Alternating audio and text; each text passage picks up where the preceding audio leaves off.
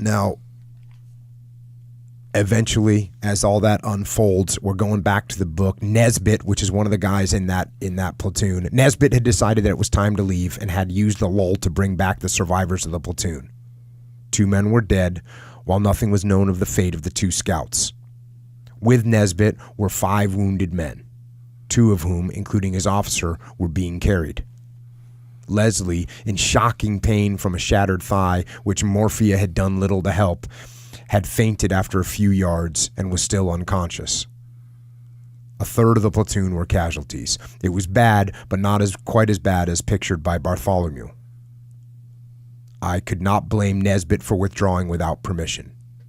Short of ammunition, with their officer wounded and the platoon sergeant unaccountably missing, the men had heard nothing of the troops behind them for the past hour and had concluded that the battalion must have pulled back.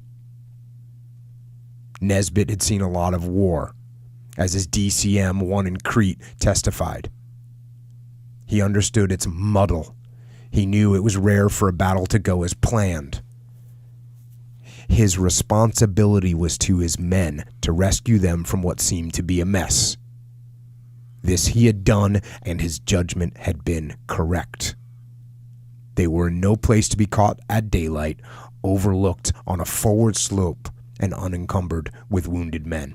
So you see decentralized command in action right there. Mm-hmm. Nesbitt doesn't hear, doesn't know what's going on. He makes a decision, I'm getting these guys out of here. Mm-hmm. And what's good is the company commander supports it. Hey, he made a good call. That was the right thing to do.